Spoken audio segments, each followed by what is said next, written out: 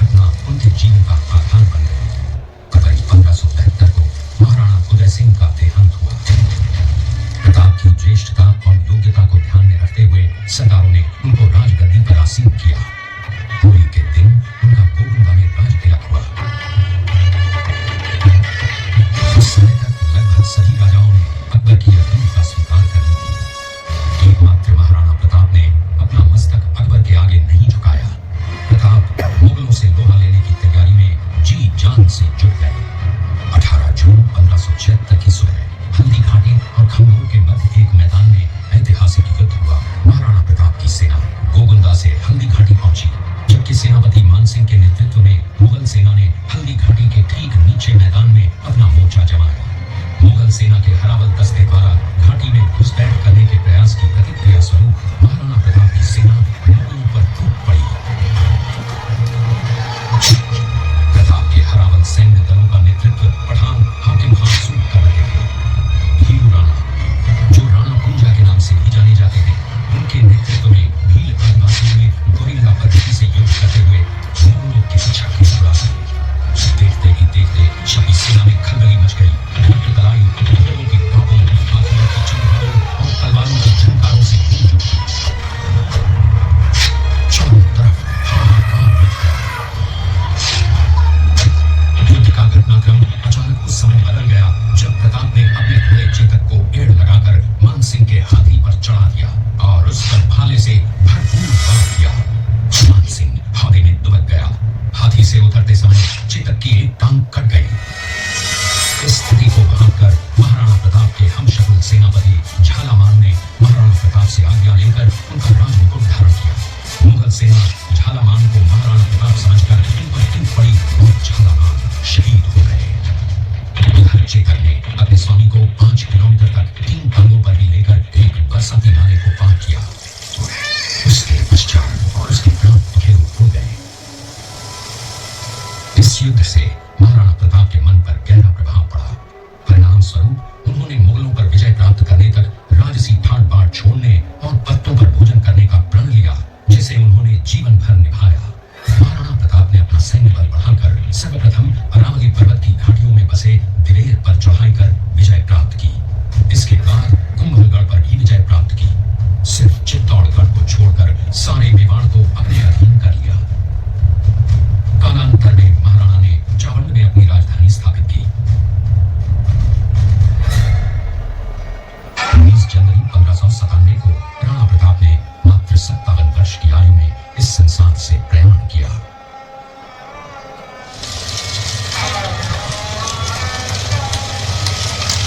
हल्दी घाटी का युद्ध एक सांप्रदायिक युद्ध न होकर आत्मसम्मान, मातृभूमि की स्वतंत्रता व स्वाधीनता का संघर्ष था। इसका प्रमाण यह है कि जहां पर अकबर की सेना के सेनापति जयपुर के राजा मानसिंह थे, वहीं पर महाराणा प्रताप की सेना के सेनापति काबुल के हाकिम खान सूद थे। महाराणा प्रताप स्वतंत्रता की वेदी पर एक ऐसा अंगारा था जो आत्मसम्मान व देश गौरव के लिए दिन रात जलता रहा, धधकता रहा और अंत में बुझकर भी उसने देश में ऐसा लौह भर दिया जिसकी प्रखर किरणों ने भारत माता को गुलामी की जंजीरों से मुक्त कराने के लिए सदा प्रेरित किया।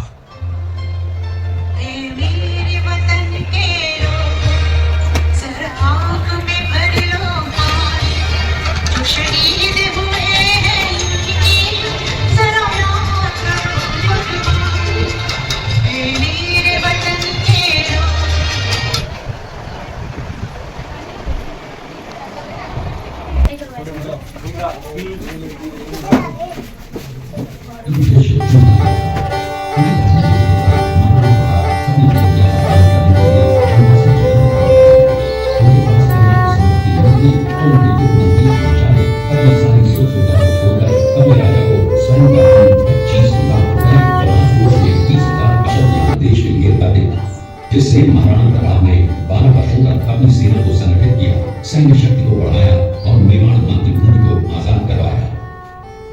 कृपया अब आप सब आगे की कुंभलगढ़ किला है। इस किले का प्राचीन नाम मच्छिंद्रगढ़ है। इस किले का निर्माण महाराणा कुंभल ने करवाया था। इस किले के अंदर 9 मई 1540 ईस्वी में महाराणा प्रताप का जन्म हुआ था। इस किले की ऊंचाई समुद्र तल से 3568 मील है। इस किले की दीवार 36 किलोमीटर तक फैली हुई है। इस दीवार का नाम ग्रेट वॉल ऑफ चाइना के बाद द्वितीय पायदान पर दर्ज है। इस किले के अंदर 360 प्राचीन मंदिर हैं। उन मंदिरों में से जग प्रसिद्ध महादेव का मंदिर सबसे प्राचीन। ये दृश्य मेवाड़ की प्राचीन राजधानी चित्तौड़गढ़ का है। इसी किले के अंदर महाराणा प्रताप का बचपन बीता था। इस किले की तलहटियों में महाराणा प्रताप ने अपने गुरु से शिक्षा प्राप्त की थी। ये किला 12 वर्ग किलोमीटर में फैला हुआ है। इस किले पर जब भी विदेशी आक्रांताओं ने आक्रमण किया और उस आक्रमण में कोई भी राजा व सैनिक वीर गति को प्राप्त कर लेते तो उनकी पत्नियां वीरांगनाएं अपने सतीत्व की रक्षा करने के लिए जलती हुई अग्नि में कूद प्राणों को त्याग देती थी, जिसे हम जौहर कहते हैं। चित्तौड़गढ़ में 3 मुख्य बड़े जौहर हुए थे। प्रथम जौहर 1303 ईस्वी में रानी पद्मिनी ने 16,000 स्त्रियों वीरांगनाओं के साथ जौहर किया, सिर्फ अल्लाउद्दीन खिलजी के कारण। दूसरा जौहर 1535 ईस्वी में गुजरात के शासक बहादुर शाह के आक्रमण के कारण रानी कर्मावती ने वीरांगनाओं के साथ किया। और तीसरा जौहर 1568 ईस्वी में जब अकबर ने चित्तौड़गढ़ पर आक्रमण किया, उसी समय रानी कुंती ने 7,000 वीरांगनाओं के साथ जौहर किया। फिर भी अकबर का मन नहीं बना और अंत में हजारों आम लोगों का कत्लेआम करवाकर उन्हें मौत के घाट उतारा गया। इस किले में देखने योग्य विजय स्तंभ है, कीर्ति स्तंभ, मीरा मंदिर, जैन मंदिर, कालिका माता मंदिर, भामाशाह हवेली, कुंभाश्याम मंदिर, फतेह प्रकाश महल है। ये किला यहाँ से 140 किलोमीटर दूरी पर है। ये देखते हुए सभी अतिथि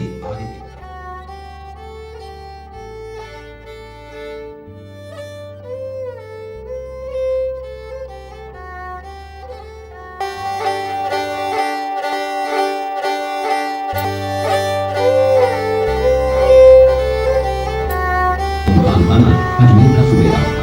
जब वो शेरपुर पहुंचा तब उसका पता कुंवर अमर सिंह को चला, जो महाराणा प्रताप के पुत्र थे।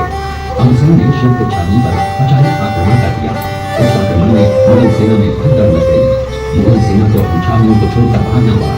छावनी के अंदर से लूटा हुआ माल व अब्दुल रहीम खान खाना, जिसकी बेगम आनी खान को बंदी बनाकर महाराणा प्रताप के सामने पेश किया गया। तब अमर सिंह पर महाराणा प्रताप क्रोधित हुए और कहा, जहां से इस नारी को बंदी बनाकर लाए हो, इसे पुनः सही सम्मान लौटा कराओ।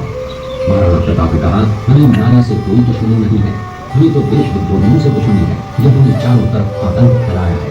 महाराणा प्रताप के आदेश का पालन करते हुए कुंवर अमर सिंह ने उस मुगल नारी को सहसम्मान छावनी तक पहुंचाया।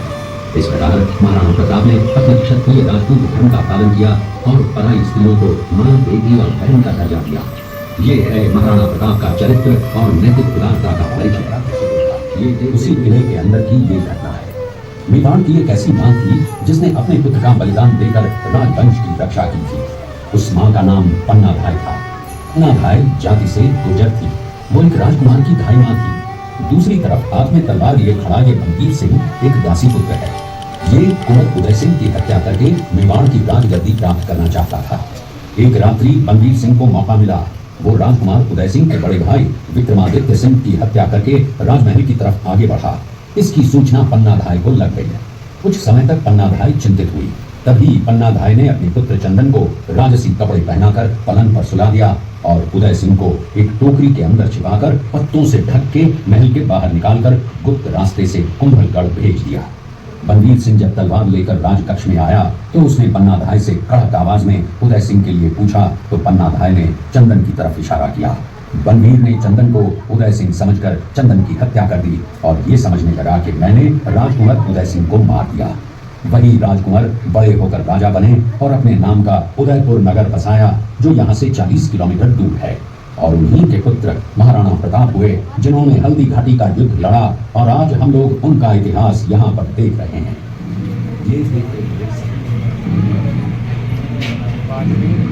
ये घटना महाराणा प्रताप की वीरता को दर्शाती है। एक समय नरभक्षी बाघ का आतंक छाया हुआ था। महाराणा प्रताप ने उस बाघ का शिकार कर उस बाघ को मार डाला। ये घटना महाराणा प्रताप की वीरता की प्रतीक है। अब आप सब पीछे की तरफ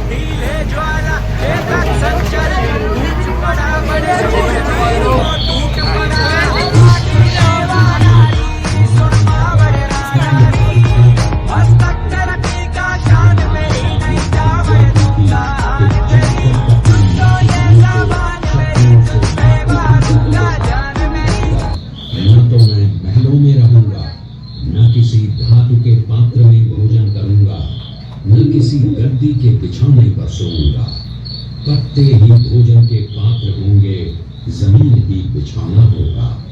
इस प्रतिज्ञा का पालन उन्होंने 21 वर्षों तक जंगलों में रहकर किया। इस दृश्य में देखिए महाराणा प्रताप वृक्ष के नीचे बैठकर पत्तों पर खाना खाते हुए। इसी कारण हम आज भी महाराणा प्रताप को श्रद्धा व सम्मान से याद करते हुए देशभक्ति की प्रेरणा प्राप्त करते हैं। ये देखते हुए सभी अतिथि आगे की तरफ चले। हल्दी घाटी युद्ध के बाद चेतक घोड़े ने 22 फीट के एक बरसाती नाले को पार किया। ये उसी समय का दृश्य है। पास में खड़े महाराणा प्रताप के छोटे भाई शक्ति सिंह हैं, जो पहले मुगल सेना में थे। बाद में वो महाराणा प्रताप की तरफ आए, माफी मांगी और अपना घोड़ा महाराणा प्रताप को दिया। ये देखते हुए